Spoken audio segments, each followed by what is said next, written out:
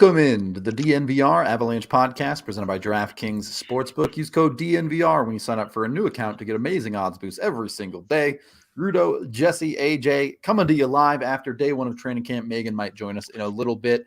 For day one of training camp, I would say it was pretty interesting. There was a lot of things going on, but the largest news of the day seems to be all of the injury news from the Avalanche. Quite a bit of it ranging from things we didn't even know about when it was like Darren Helm having surgery in the offseason to more expected things like Val Nichushkin still not skating, but is going to start soon. There were a handful of others as well that I know, Jesse, you got in all the locker room stuff. Yep. Yeah. So, Val Nichushkin, we did get that little bit of an update yesterday that he is back on the ice. He's skating. The hope is that Val Nichushkin will be good to go for opening night on whatever that is, October 12th, I think, against the Chicago Blackhawks. They're hopeful that Val will be good to go. Jared Bednar did tell us after both sessions had ended today that Darren Helm is on a similar path and timeline, that they're not super confident he'll be ready to go by opening night, but that they do feel like he's at least got a chance to be ready. Josh Manson, his wife is having a baby. So Bednar said that we could see him as early as tomorrow, depending on what happens at the hospital and stuff like that. But that it could still be another day or so. And then Gabe Landeskog, honestly, this was the one that I guess it isn't overly surprising. But I guess I didn't realize the extent of it necessarily was Gabe Landeskog is not even cleared to be back on the ice right now. He is taking his time getting back ready. Jared Bednar said there is no timetable for when he will be back on the ice, when he will be ready. And that is the one that's the only one that they know for sure. They are confident will bleed into the regular season. Gabe Landeskog will not be a go for opening night, which this thought just popped in my head as just a teeny tiny little sidebar. It's normally the captain that like technically returns the Stanley Cup on the night that they raise the banner, like officially giving it up to like start the pursuit for it again. So it'll probably be someone like EJ or Nate or something like that, because not be part of Landy do it in feet in normal shoes. They're just not going to return it, bro. It'll be like the Kelly Cup. We're gonna be getting it again this year, so we're fine. Yeah. It'll be like the Kelly Cup when the Eagles were like, no, that's ours now. When the Eagles played they were the other half of the All-Star game there for a while. Which trophy got more damage, that Kelly Cup or the Stanley Cup under the Avs? Good. So have we started taking bets on the baby name? Should we or have we? Gabriel, Kale, or Charles? Oh my God. I was like, Charles. I'll take actually I'm gonna take Sam. I'll bet you he goes with Sam. I hope he names him Guy. I hope every family names all their boys Guy. Guy Manson. That's fucking hilarious. What did I come into? Trying to figure out what the Mansons are naming their new baby. Gotcha. Okay. Also, hello, Allie. Also, yes. Hello, Allie. Hi, Pod Mom. Wow, you and Josh Manson's baby are going to have the same birthday. Crazy. No way. Wow. Wow, Burgundy squad here, eh? I have so many questions because I see Yaya is El Yasolina on here. Mm-hmm. You were talking about baby names. I'm like, did I just find out about someone in our company having a baby on the show? Wait, what does El Yasolina have to do with that? Look at that. No, but what does that have to do with people having babies? I just have a lot of questions. I'm confused about what's happening. There's a lot you didn't know what was going on. It's day one of training camp, of course. Whoa, that's really big. Why does that look so weird? Yeah, that's really also weird. I like that better though. Like I like the way it looks better. Totally. It's just very large. Yeah. So that's the injuries. That's like I said, Gabe was the one that I again, I guess it's not totally surprising. I didn't know that he was still dealing with it to that severity, to the point where he is not even skating. So it's not like he just took today off, going to go light. He's not on the ice. Sounds like it won't be for a while. So let me ask you this. Knowing Landy won't be ready for opening night, knowing there's a possibility these other guys might not be ready, does Galchenyuk start to make a little more sense than it did a couple days ago? I think a lot more sense for me. I will say, in theory, I'll say no, because interesting. You're signing a guy for an entire year, and we aren't like Helm and Nichushkin may be ready for opening night, but by game 6 of the season, this isn't an issue, right? In theory here, assuming their recovery timelines continue, yeah. Especially because the Avs have a really slow start to their schedule, as everybody does every year. They play 2 games and then they sit around for a week or whatever. So it's the Landeskog no timeline makes me think that this could be December. Mm-hmm. And that's the one where I'm okay. Right. Okay. I see it. I think I see it. So that's the one. Nichushkin and Helm doesn't really point to Galchenyuk so much for me, but Landeskog being out with no timeline, where he's not skating and we just have no idea. Okay, I get that one. That definitely, because like I said, if Galchenyuk is in your top 6 somewhere, you feel hey, this is a thing that we can make work. If he's not, and he's in your bottom 6 and he's toiling around trying to figure that part of it all out, and he's asking to grind and forecheck and work hard and blah, blah, blah, blah, blah, and scoring isn't his primary function, you're really going to struggle to get a lot more out of him. But in a top 6 role, hell yeah, makes a lot more sense. It's funny. We asked, I think it was Ryan Bolding, asked Jared Bednar, what do you think a guy like Alex Galchenyuk can bring to this team? And if it wasn't Ryan, I'm sorry for whoever asked it. They asked, what do you think he can bring, and what did you think of his day? Per Peter Baugh. Was it Peter? No, I'm just kidding. You.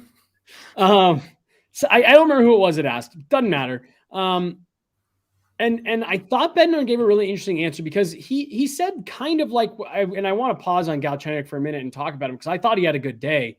And Bednar said the same. He goes, I liked him today. I thought he had a good day. I thought he did some good things. He also pointed out this is a guy who got into Colorado 48 hours ago. So he's trying to get adjusted to where am I at? What are the facilities? The altitude, all that stuff. So especially once you factor in all that, I liked Galchenyuk today. But to me, I thought the part that was interesting of Jared Bednar's answer was he said all that, and then he goes, but to answer the first part, I don't know what he can bring to our team.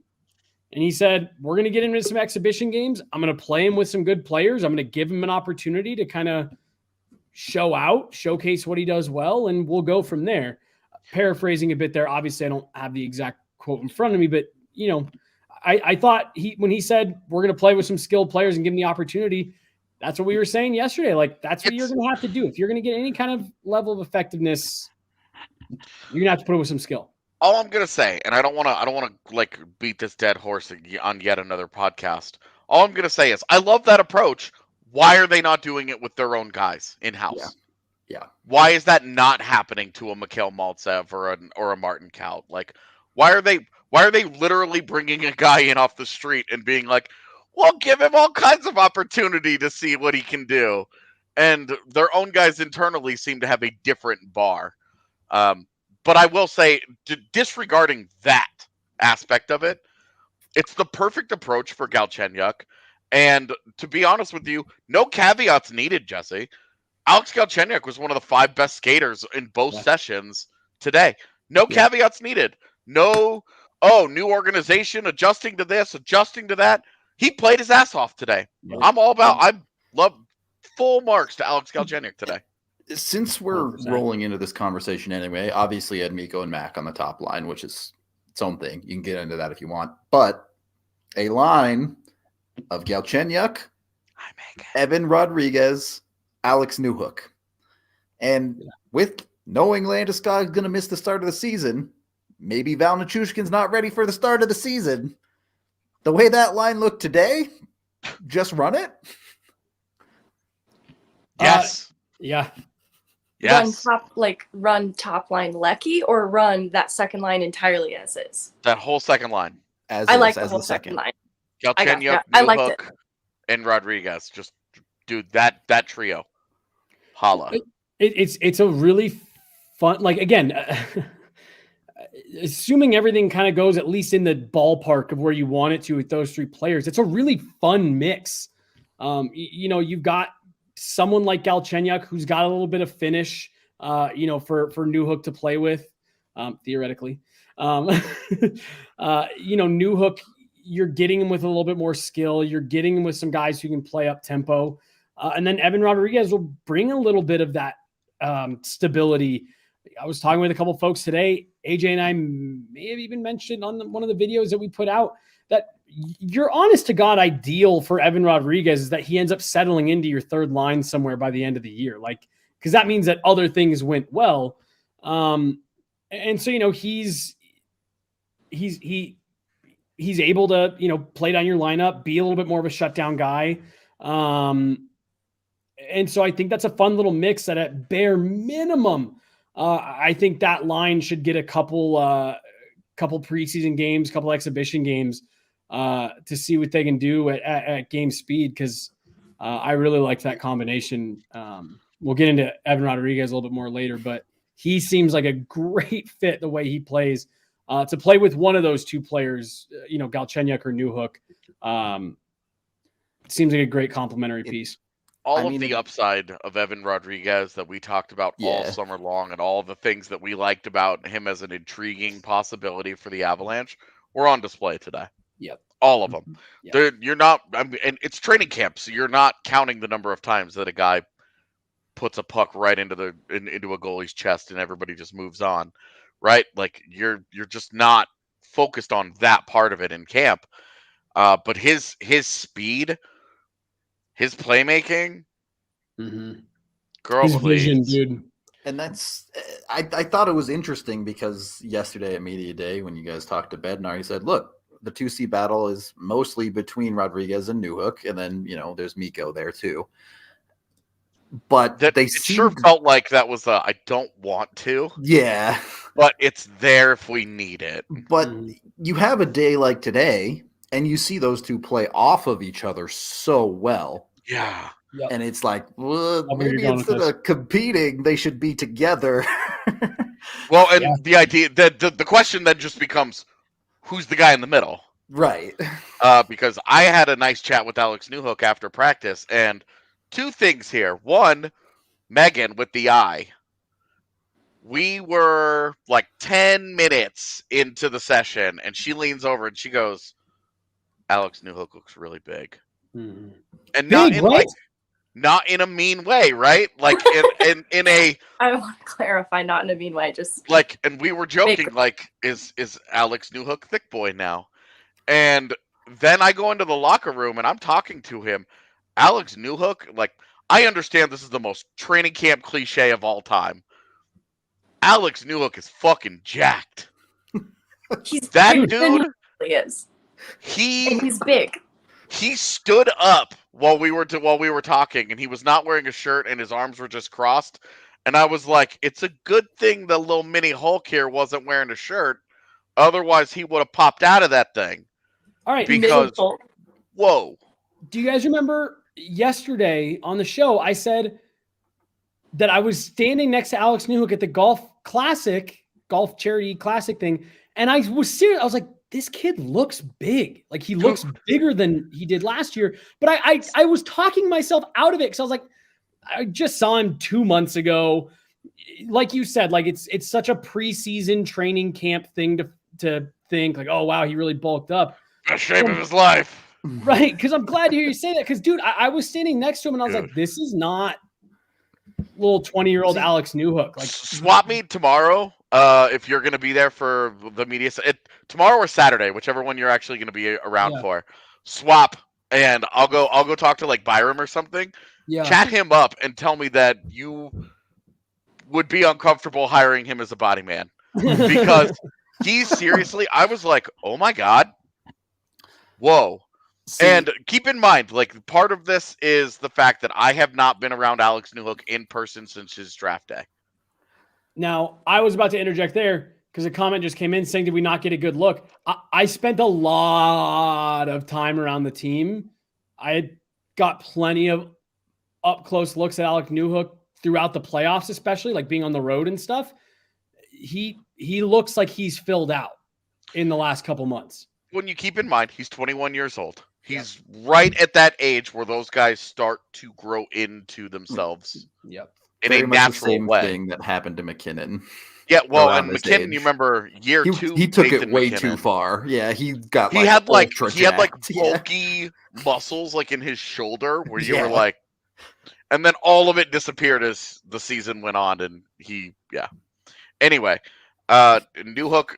So, like, other than like the size, right? Because that's not a thing that the show has ever been all that obsessed with, but it was absolutely notable when I was talking to him, and I did ask him, was the weight training a focus of your offseason? He said, yeah, building up the muscle mass was definitely something that he was focused on, and then it was probably subconscious, but he did a little mini flex, and I was like, dude, if I looked like you, I wouldn't even own shirts anymore. Yeah. Like, good God, man. It was notable, but then like all of that is to just build off the fact that on ice, and especially next to Evan Rodrigues, those two, they're the new Vibe Tribe. Like, they were all about it. They looked great together. And like, we're giving Galchenyuk props here. Galchenyuk looked good. To me, clearly the third banana there. Yeah. That Galchenyuk, he got a couple of free pucks into nets because the guys around him were making some great plays. But he looked great. But really, it was Rodrigues, it was Newhook. Those two guys looked great. I asked Newhook. I'll have a feature on him that you guys can read later today after the pod. But I did ask him. I said, "Do you have a preference, center or wing?" And he said, "Oh, center. I want to be in the middle of the ice." He wants to be in the middle of all of it, and he specifically said he wants to take on the defensive responsibility. Well, I was just going to add, because you mentioned that about Galchenyuk, that he had a couple kind of like easy putbacks or dunked them home. And again, like for me, I'm just looking at who Alex Galchenyuk is, and he's here on the PTO. You're sitting there and you're saying, at least me, with Rodrigues and Newhook, having this chemistry, AJ, that you're talking about, cool. Can you strap Alex Galchenyuk there and just say, don't miss? Like, do the one thing that you've been good at, like just put pucks home? Yeah. I mean, Totally. We joke about it, but how many times have we talked about players in the past who it's like, oh my God, this guy just can't finish? How many goals is Logan O'Connor? I mean, Matt Calvert is the one. Matt Nieto. Yeah. Matt Nieto, where it's just like, if this guy guy's named Matt. Like, cool. Alex Galchenyuk, just go be the opposite of that. We're not asking for anything else. Just go finish. And I'm with you, man. I thought that line was easily. I mean, Nathan McKinnon was kind of on another level. I'm sure we'll get into him. Good. But for a line, for my money, that Newhook, Galchenyuk, Rodrigues line was the best group of three that I saw today. I think there were 3 line combos, full lines, that really stood out, and that was definitely the one that jumped off the ice. Love it, Cujo. Go get D-line right now. We need a new Hulk shirt. New Hulk. Oh, I like that. I will say though that I do also want to say, hey, like I'm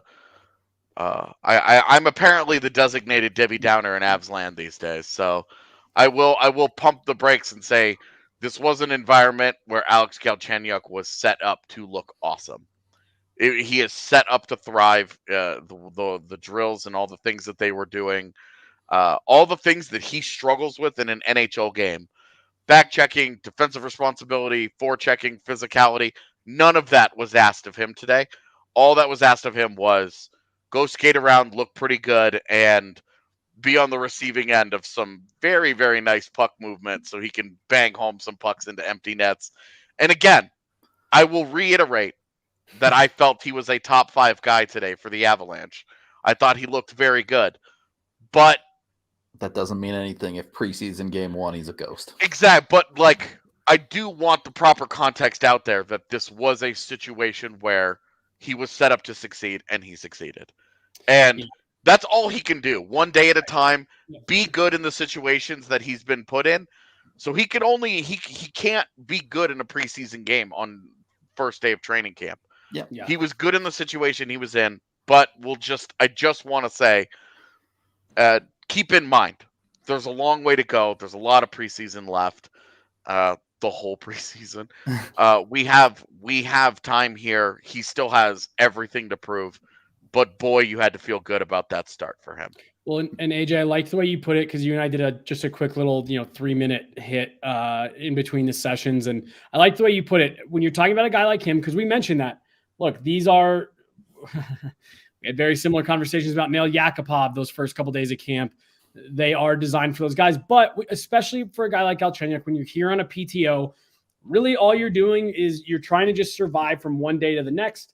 And based on what Galchenyuk did today, he absolutely earned another day. And I thought he showed out well enough that you're saying, cool, we're going to at bare minimum give this guy an exhibition games. Like we'll have him here all weekend. We'll get him in some games. Not that not that PTOs are typically cut before exhibition, but it's the same thing as, and again, only once that I can remember from an Avs PTO. And that was like they're not healthy, basically. Right. Hey, yeah. Megan, you joined us late. Any thoughts on that line or all of the injury news? No, I don't know what was covered. No thoughts. Okay.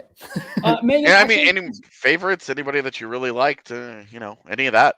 Well, I want to circle back really fast just because you were in the room there with me and you and I were just both remarking on the interview as we were leaving. I just kind of wanted your perspective on Martin Kaut because I was telling these two interesting way to end the day for him. It was really strange. I didn't know if we would group him in with group 2 because his showing before the skate test happened was just very quiet. He didn't have much impact on his line in the drills. Neither did Foodie though. So it was just kind of a line that was being dragged by Jason, Megna. Sorry, Jason. He has a brother and I went to school. It's all right. Megna, being dragged by Megna. And so I thought he was pretty invisible in the drills, and that gave me concern. And then the skate test happened and he leaves the ice early. And as soon as he walked in the room, I could tell that there was something off. And it just, I liked that he was so honest, but I think it's a really difficult headspace for someone so young to be in. If that is really their aim, it feels like it will be a hard goal to accomplish if they already feel defeated. And it's day one. To have that attitude is really concerning to me. And I don't know what to make of it, but it doesn't bode well for him. And I'd hate for it to impact the rest of his camp too, to start off on this wrong foot. I have the video from both the Martin Kaut interview and the Sampo Ranta interview. And obviously we're going through a bunch of the stuff that we got today. Yeah, we have some writing to do and stuff. So I will get both of those up out of the DNVR Avalanche account. So when, if you're listening to this, when you see those go up, just make sure to watch them because I just thought it was so interesting. Again, not even the words they said, but just the way it came out, just kind of the way they carried themselves. You're 100% spot on, Megan. The minute Martin Kaut started talking to us, everyone who was standing there, just like everyone's ears perked up a bit because you could tell there was just something a little bit off. And then you talk to Sampo, who was ultra positive. I put in all this work. I knew what I needed to work on. I spent a lot of time. He told us who he watched film on. I want to make this team. I know I may not make this team, but like it's going to be my goal all year long. And then, just a couple minutes later, hear Martin Kaut be like, well, maybe my last chance, and I'm going to do everything I can. But he had just gotten off the ice early. I'm going to do everything I can, and shit happened. It was just this really weird comparison between two kids from the same draft class. One guy's done this 5 times and gotten beaten down by the process, and the other guy's still like, "Hey, I've got a shot." Right. Actually, did address that too. It was a passive, quick comment about how with this organization, the young guys and prospects don't really get historically that chance. That wasn't his exact wording, but he kind of gave a nod to how he just doesn't see the opportunity happening for him. Yeah. Yep. And then, yeah, to get the confirmation from Jared Bednar of like, we need to see something. I think his exact words were, we've been waiting to see him take that next step for us, and it hasn't happened. We just need to see Martin Kaut. Sometimes he plays without an identity, and when he's with the Eagles and he's got a few games under his belts, he has a player identity, and he's a role player. He's a great PK guy, great defensively. He can have a scoring touch too. Like, that whole line today was just not working, but it worked so well for the playoffs last year at a significant chunk at the end. So, like, there is a player inside Martin Kaut. He just doesn't show up sometimes. And again, Jared Bednar commented on the fact that we had him up. He said it was about 10 games. I think it was 9, right? It was 9 games a couple seasons ago where Cal got 9 consecutive.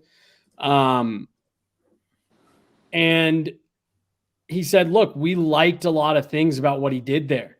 We saw the consistency. We saw the compete. We saw him driving the net. He scored a couple goals.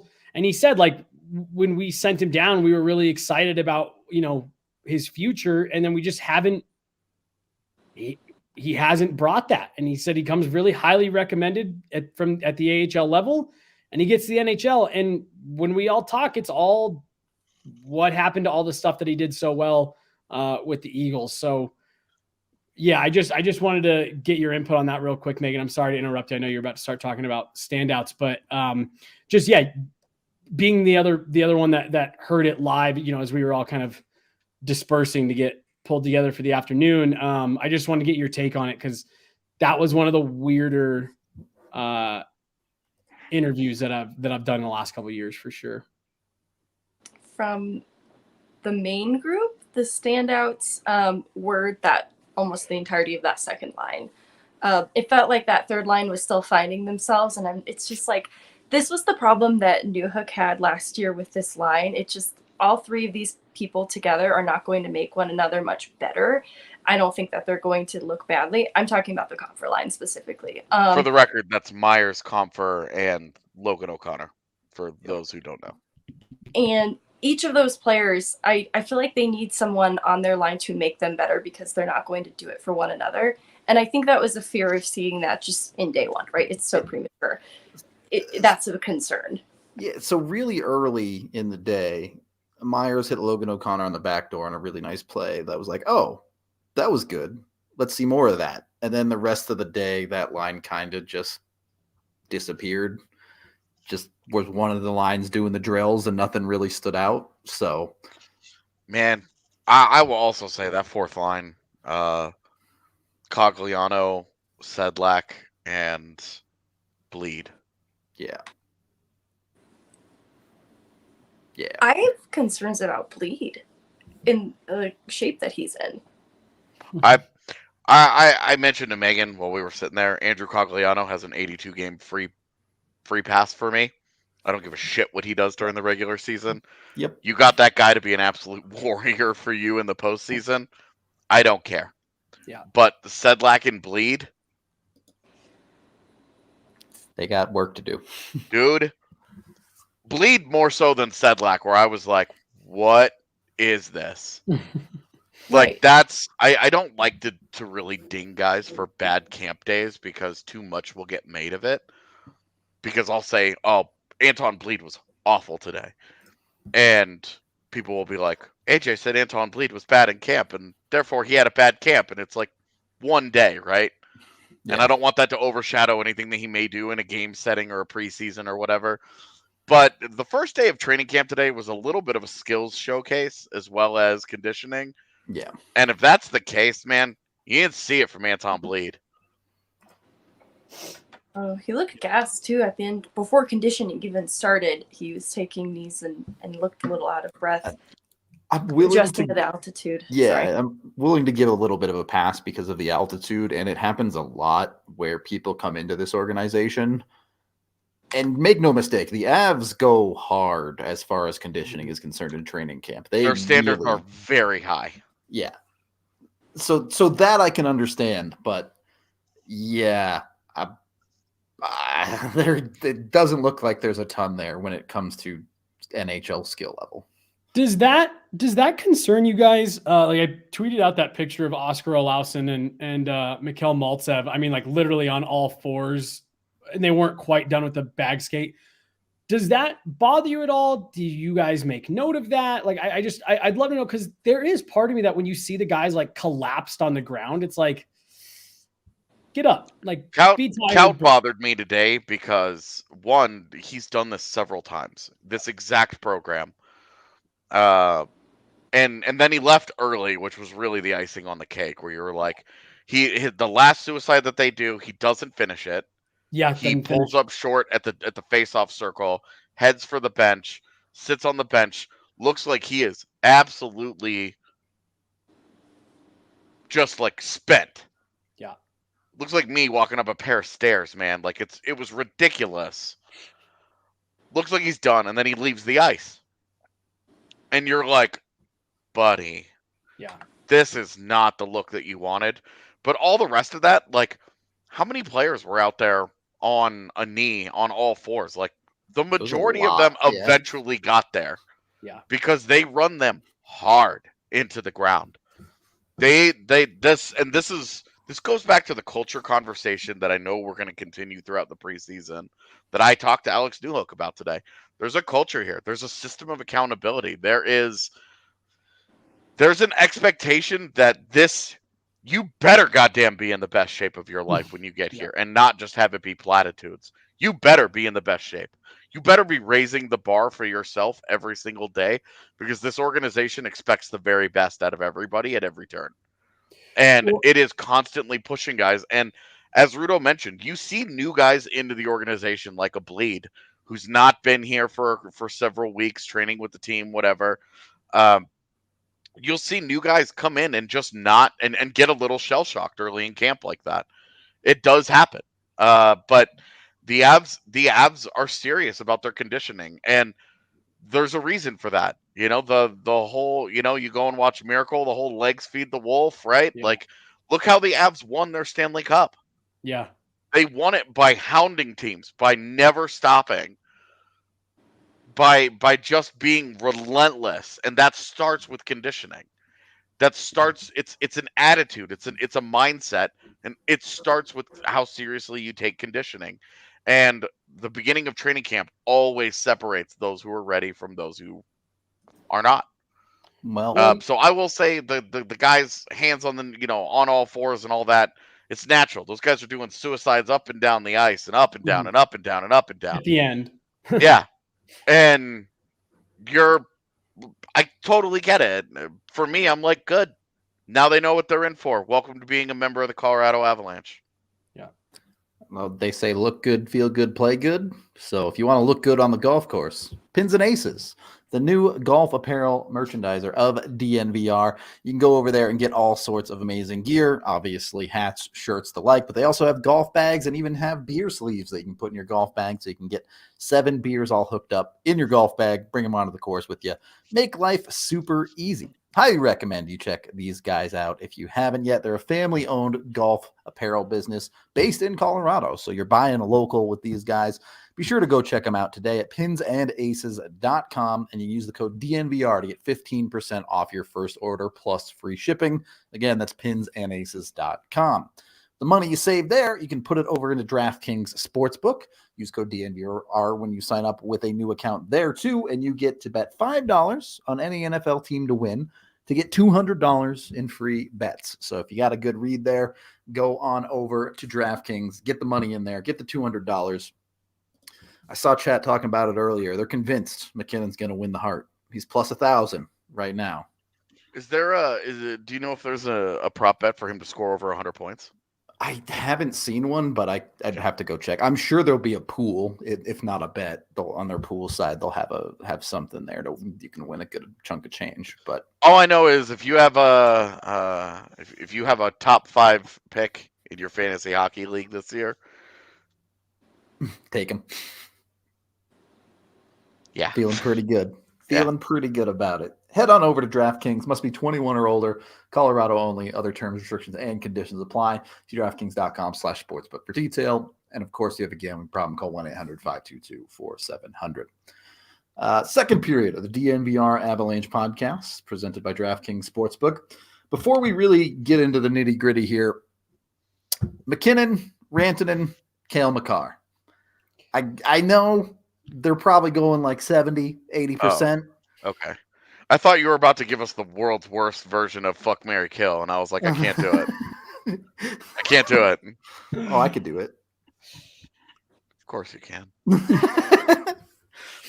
Well, I want to start with Cale because I actually want to just build a little bit on what AJ was saying there again, just coming back to the culture because Cale actually brought it up to me about how it was really just me asking like the first day camp, being back out there with the guys, how was it?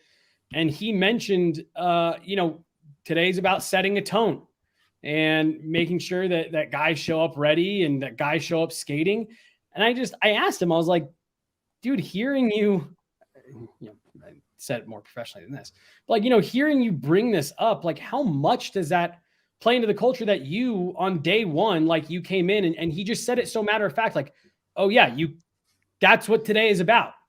You set the tone for the season. You come in ready to skate, and that's what you do. And like, it was just so like, not, oh, I'm exhausted. Oh yeah, the first day of camp's always tough. It was, nope, this is what it's supposed to be. And it's just crazy. It's crazy how the bar has changed. Yeah. Yeah. It's crazy. Crazy, man. I will say it was nice getting to watch those guys. It's been almost 3 months. And even Cale at, 80%, whatever, within the first minute of camp, steps onto the ice and lasers a pass to somebody. And it's like, oh, I kind of forgot what that looked like. This is fun. He boofed the puck up the wall, and I was like, cut him. Get rid of him. And you know who ended up bailing him out? Top human. Daves. Yeah. Which we can get into that conversation too. The groups today was group 1, which is all of the starters, and group 2 was everybody else. The Colorado Eagles. Yeah. Basically. It was well, and they didn't have you could tell that they were different days. They didn't have the same drills, they didn't have the same work. Yeah. The Avs group was much more like a practice. They got out there, high intensity, high speed, not a lot of talking, not a lot of teaching, not a lot of X's and O's, not a lot of whiteboard work. Get out there, skate around really, really fast, do a bunch of cool shit, make everybody get really excited, do some conditioning at the end, and let's get out of Dodge. The second group was lots of systems, lots of X's and O's, lots of teaching moments, lots of whiteboard, lots of development, lots of this is the way that we want to play. This is why we want to play this way. This is what we're trying to do. This is our goal. This is our focus. This is why we do things the way that we do. Lots of individual teaching. At the end of the first session, they all broke down into fuck around free for all, which is how they do it at the end of practice, where guys could get to work on whatever they want to work on. Did not happen for the second session. Those guys worked up until it was conditioning time, and then it was suicides up and down.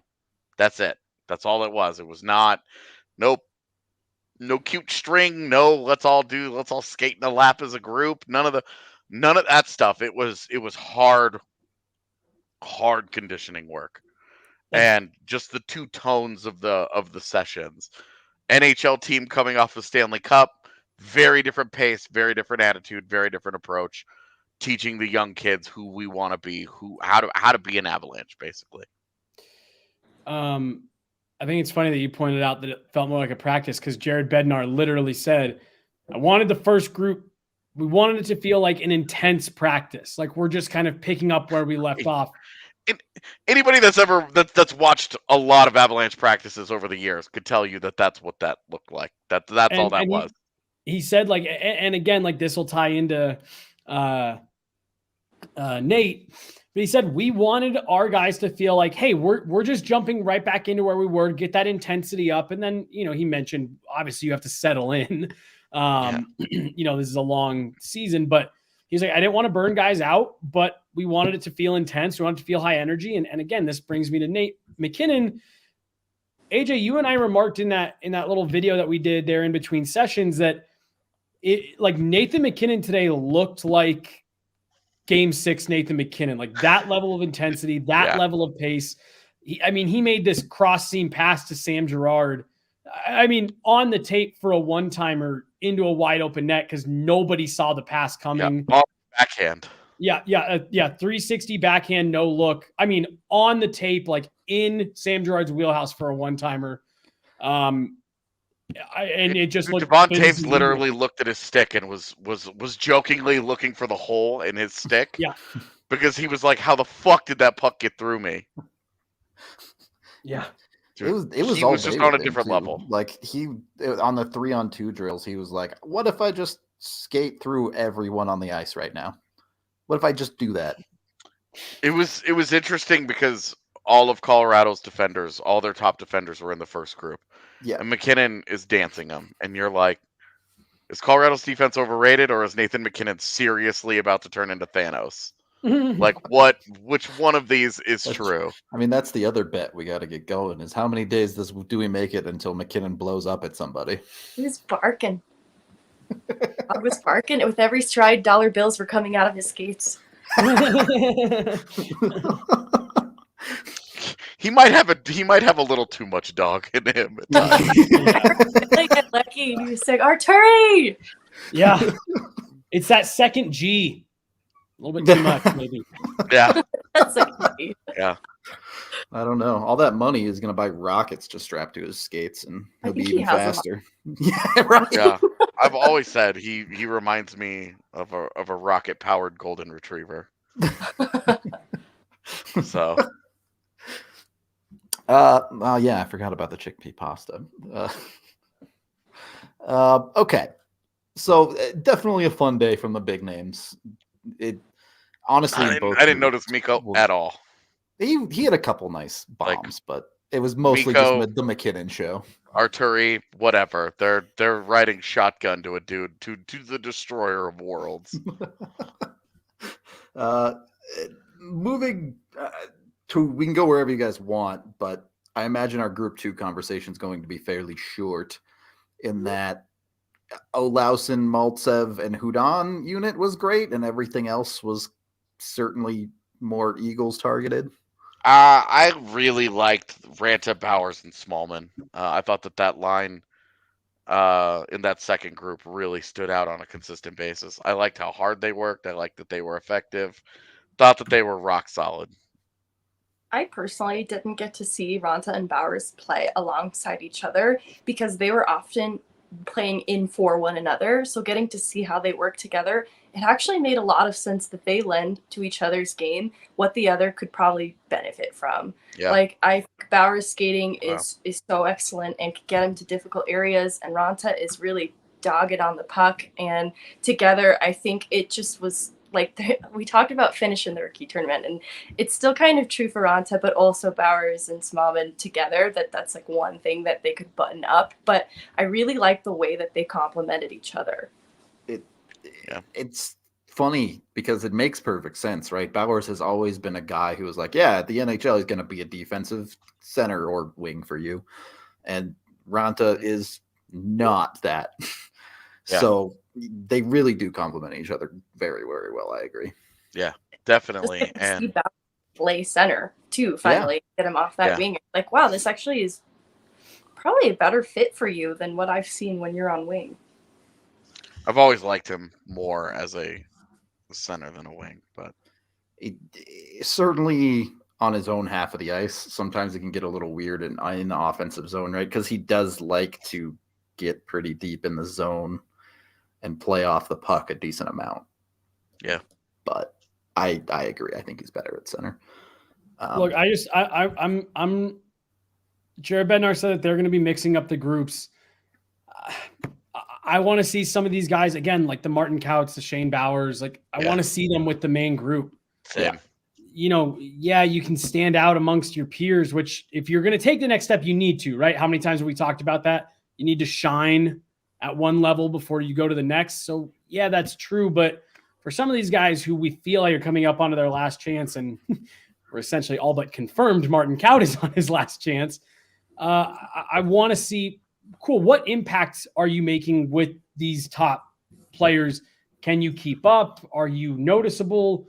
Are you out there not making mistakes? Like I want to see them get ramped up a bit, because this is going to sound, a little weird, but like I'm so over getting hyped on these same dudes 5 years in a row at training camp, and they just don't seem to take that next step. Like I want to see them have an impact in that main group. More than anything, it's just a good reminder of what training camp is. Yep. Like you can really like what you see at training camp, but these aren't games. Game situations are always going to be significantly more telling. It doesn't really matter how good or bad a guy is at camp. If he goes out and he plays the games in a certain way, camp is basically glorified skills competition practice session, right? Like it's an opportunity for you to, more than anything, show the coaches like good work habits, and that you put the work in, that you're committed to this and that. But really, you've got to be able to play the game. I think Olausson today is a great example of that. For the record, I thought Olausson looked really, really good today. But it's a training camp day where he's up against a bunch of non-NHL level defensemen, and there is no physicality. Yeah. I watched him bowl over Bocage just standing there. He didn't even do anything. He didn't have any contact, and Bocage just went down. It was the weirdest thing for Bocage, probably not Olausson, but I paid special attention to the coaching aspect of it too, like which guys are getting one-on-one guidance, and it was guys like Sampo Ranta and Olausson that are getting that feedback, which I think is so important. Bednar said that Maltsev was another standout too. So it's important to look at those things. Like hopefully when we see these groups get a little bit mixed up, that some of that top line especially is getting some looks there. I want top line to replace what was the fourth line in the first group today. Swap them. Swap those two positions. Yep. Because that puts Maltsev, Olsen, and Hudon. He's a cool guy. Right into right into the mix with that group, where you can really see what they look like, and against the NHL defense too. That's for me. I like really want to see them against proper NHL guys. Yeah, because they looked great today, and it's like that could be their top line with the Eagles, and you would be fine with that. Yep. Hell, I would love that, because it means that they're giving, again, kids chances. I would love it too. I would be surprised, but that's something I'd love to be surprised by, to see Olausson get a look on the first line of the Eagles, because I didn't guess it. Yeah, I was talking to Peter Baugh from The Athletic today, and we were talking about Olausson, and I was making the joke that, and I think we've talked about it here, like he's an elite shooter. And if you have to pick one thing to be elite at, to like try to get by in the NHL, it's shooting and skating. If you can be elite at those, cool, we can get the other stuff to catch up. And yeah, I'm with you, Rudo. Like Olausson, I really liked his training camp last year within the context of what it was, his first training camp, 18-year-old kid. And today it looks like it looks like he's poised to build on that. Which is just, that's great. That's what you want to see. Part of the reason why the Martin Kaut thing is so disappointing is because he's a first-round pick. It's the same thing with Olausson. There's a lot of these guys out there that it's fun to dream on. You think, we like the upside. We think maybe they have a shot. You're talking about first-round picks. You don't want to miss on those, especially the situation the Avs are in. Going forward, you need some of those cheaper guys coming up through the lineup. This is the time that we've always talked about, right? Trying to balance that. Focusing on the future, trying to win now. Well, they did the winning, and now you are into that realm where you do have to be really savvy with the money and having people come up through. And so seeing Olausson seemingly looks like he's poised to take another step is encouraging. We're going to get to goalies, I'm assuming, here in this last segment, but there's that comment that came in asking about it was missing a word. And none of us are going to touch any goalie. None of us are touching any goalies. We may touch on the topic of goaltending from today.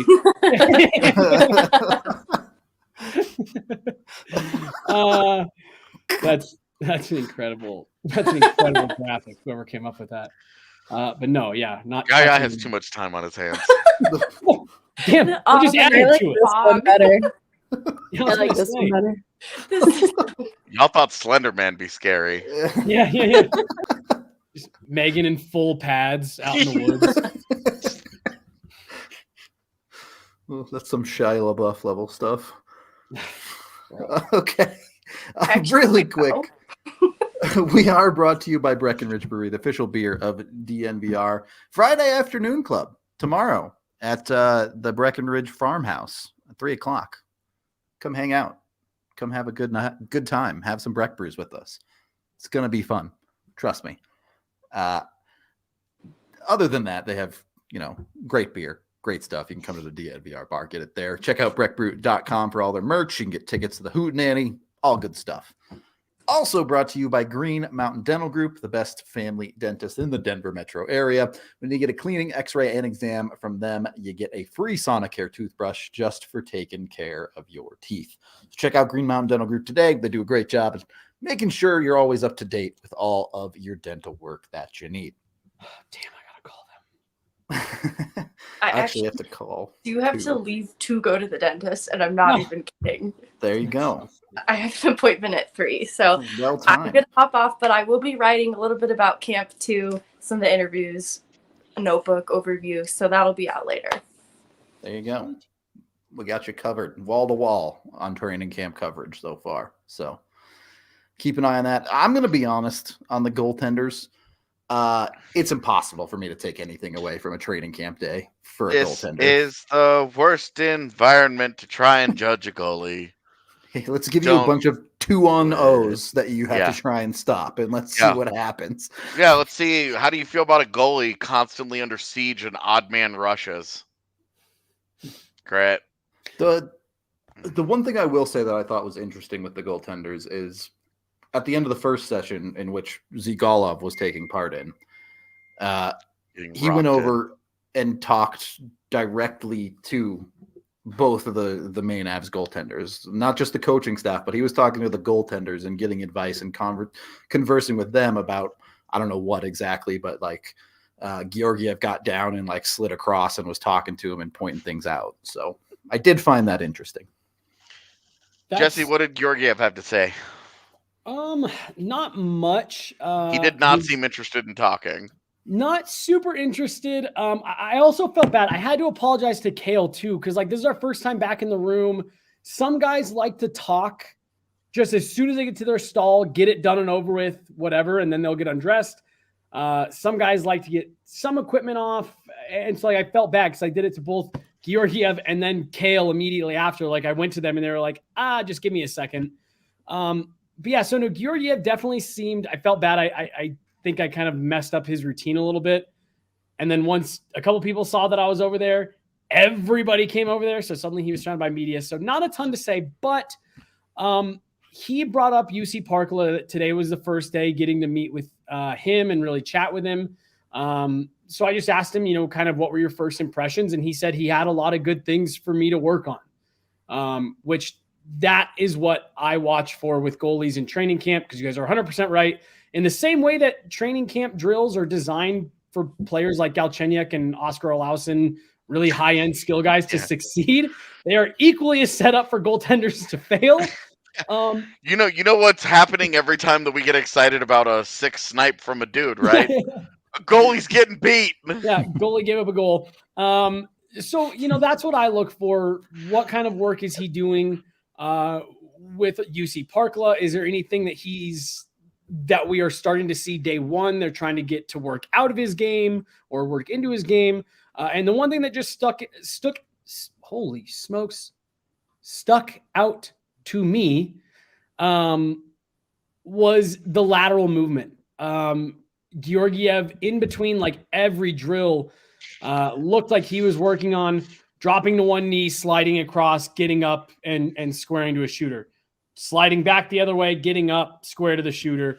And it just made me, I took note of it because AJ, that was something you and I talked about last year that was something UC Parkla was harping on with Darcy Kemper. Kemper was getting frustrated too. Just moving laterally the right way. So no, he didn't have a ton to say. But I like the acknowledgement of he has a bunch of stuff for me to work on. Like, to me, that's a good thing. That should be the takeaway after the first day. Yeah, that UC Parkla is saying, yeah, you've got some good tools, but there's a lot we can improve on. They're not just hoping that he's going to find some magic. It's no, we think we can make you a better goaltender. This is the hard work that produces the quality goaltender that they have bought for the next 3 years. I mean, they gave up draft picks and then gave him a 3-year deal. They've committed to this guy as one of their goaltenders here. This is where the work begins. This is where they really are allowed to start molding him into the goaltender that they believe that they can get. So so I thought that was good for him. I wanted to talk to Frankie today, but he got out of there pretty quick. So immediately chat with him. Yeah. But we heard yesterday from a couple of the guys, Frankie's got a great attitude. Jared Bednar made the comment yesterday at Media Day that the starting goaltender position is going to be something that he used the phrase up for grabs. And he said, or at least a healthy competition. Look, every guy that talked yesterday made a point to say, we love Frankie. We love playing in front of Frankie and for him. I think Alexander Georgiev is the number one. I think that's his title, but I also wouldn't be surprised at all if they're in Pavel Francouz's ear saying, we want to see you take it. Like, we want to see you push for that job. So what you're saying is, if you have a top 5 pick in your fantasy league, maybe don't use it on Georgiev. Yeah, maybe wait on Georgiev for a while. There might be a few other abs that you can get before then. So it seemed like it was a good first day for Georgiev, given the circumstances of training camp. Like you said, AJ, this is the work, and it seemed like he was excited to get started on it. Yeah, in terms of like, how did these guys look? Come on. Well, we'll have preseason games to talk about that stuff, because I've gone into training camps and been like, this guy looked awful, and it hasn't mattered. And wow, look at this guy go. Roman Will was incredible one year in a training camp. He was also brutally bad in another training camp. None of that particularly meaningful. Yeah. Just another real quick aside on Georgiev. We all knew that he played some pro hockey in Finland and that he knew Mikko. But as it turns out, he knows Sampo Ranta pretty well. He knows Arturi Lehkonen, and he also knows Justus Annunen just from the time that he spent in Finland. Perfect. Can you give us places to eat in Finland? Yeah. Ooh, maybe. Can you give us word of the day? Yeah. Can you start now? Justus was another one that we did talk to. His English isn't great, so he's hard to pull a lot of info out of. Can only go so far. Right. But he said he has a goal of this year of playing an extended amount with the Avs. And I chuckled to myself. I was like, homie, if that happens, something has gone horrifically wrong. And then, but he said, I know if that doesn't happen, I just want to prove that I'm getting better. And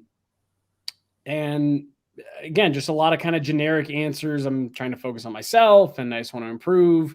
To me, you still have another year or two of really hard grinding work for Justus Annunen before you're into that realm of This is a guy that can push. Being a this genuine entire- backup. Yeah. Yeah. Right. A full-time NHLer for sure. Yeah, Yeah. he's Yeah. got time. And again, like I'm at the point where I default to the organization. Like I default that they know more than me. They really like him. So, as far as I'm concerned, like cool, as long as I still see him improving, you can sell me on him having NHL upside. And it looks like that's what he set out to do. So cool. If he keeps working away, great. Everyone wins. But really temper expectations for Jussi Sananen for this year. Yeah, I mean, be excited about what he might be able to do with the Eagles, but from an NHL standpoint,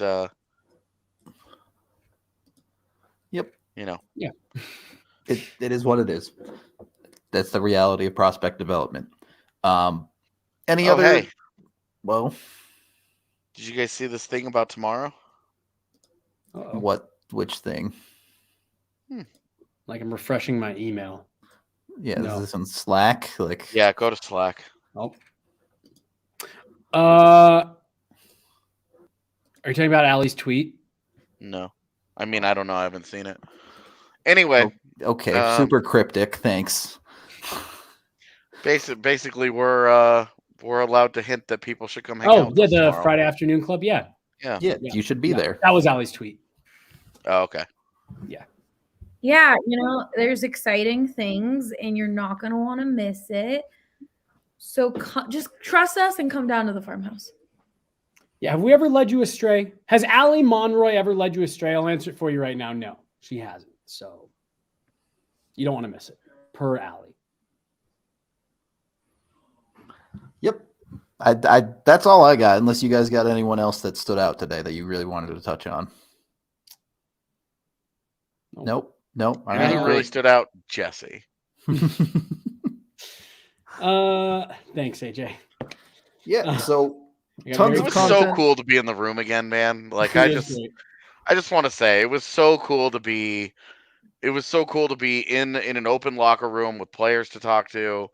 You get to chat with dudes, and I will say how different it is that casually we're standing there and like Bowen Byram walks in and sits down and nobody goes to talk to him Mhm. because McKinnon and Georgiev and Makar and Rodrigues, like people are already talking to people, Arturi Lehkonen, the guy scored 4 game-winning goals, including the goals that sent them to the cup final and the cup clinching goal.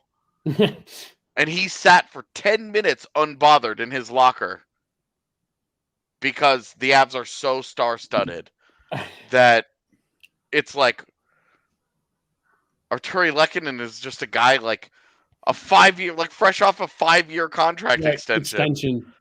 Like, well, it's so funny crazy that we have all of a sudden it's like we have so many guys to talk to and we have so many stories to write. We have so much to do.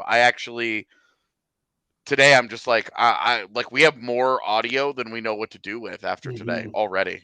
Yep. Well, that's why we have 4 written pieces in the works at the moment that are coming later today. Also, Kat thinks we should go to Finland. What do you guys think? Should we go to Finland? Yeah, that'd be cool. I absolutely think we should. All right. You talk us into it, chat. We'll go to Finland. Well, AJ, no, because I had this really funny thought in the locker room with, like you said, like just the way that everyone was kind of shaking out. I was like, damn, this year's going to be crazy. We're going to get like one-on-one exclusives with some of like the brightest stars in the NHL simply because they're like the 5th brightest star on this roster. And like, but they're top 20 NHL players, but they're old news in this locker room. And it's like, cool. No, I will say, so yeah, we've got some fun stuff going on tomorrow. Like we were just saying, down at the farmhouse, we've got training camp. Part of the reason I will not be at all of training camp, I will be at some of it in the very early morning. I was actually asked to go represent local sports creators and more specifically DNVR, just being part of the community down at Denver Startup Week. So I will be on a panel at noon. So if you are planning on being down at Denver Startup Week, come down and show some love. Like our panel is all about local and how all these industries are changing and growing through local roots and stuff like that. So I'm looking forward to being able to talk up, what we do here at DNVR and why it's so important to the the media scene and the way that things are changing in today's landscape. So if you were already planning on being down at Denver Startup Week, I think it's going on most of this weekend, but yeah, the panel I'll be on is tomorrow at noon. So yeah, I'd love to see some DNVR fam down there showing some love, but we got all kinds of fun stuff going on tomorrow, so it should all be great. Seriously, I hope we see you guys down at the farmhouse tomorrow because it could be a pretty cool thing for all of us. Yeah. Yeah. Well, and also, I really hope more people show up for training camp. It was a Thursday, so it was a light crowd today. Take it with a grain of salt on the weekday, but one of my favorite things of training camps of the past was you'd be like 5 people deep down on the glass. They don't let that happen anymore, man. Yeah, no, definitely not. But point being, it was always packed, standing room only. And I'm hoping that we get that tomorrow and Saturday specifically, just because that is always kind of like the fun first little mass congregation of the season. And it's always fun to. Honestly, anybody that comes down, if you're there for Saturday, there should be a thing. Avs fans should be giving these guys a standing O when they come out. They just won you a Stanley Cup. Just training camp, they're going on the title defense. One last nod to the history that they produced for the city. Yeah. And I expect it will get there tomorrow and Saturday as we get into the weekend. But that was a little bit of a bummer today. Just a little bit thinner than what you normally expect. Yeah, Thursday morning, Thursday midday. Not great weather. Yeah. Cold and rainy, man. It was just a good hockey day, but bad combination to get people excited to be like, I'll go watch some hockey practice. All right. Well, there you go. My camera says time is up. So let's get out of here. We're going to get out of here for the day. We appreciate all See you tomorrow, y'all. Kira. Yeah. We'll be there tomorrow, at least AJ, myself, and Megan. So come say hi if you're going to training camp. Evan will be with us. Yeah. There you go. Other than that, we are out of here, and hopefully we'll see you tomorrow. Goodbye.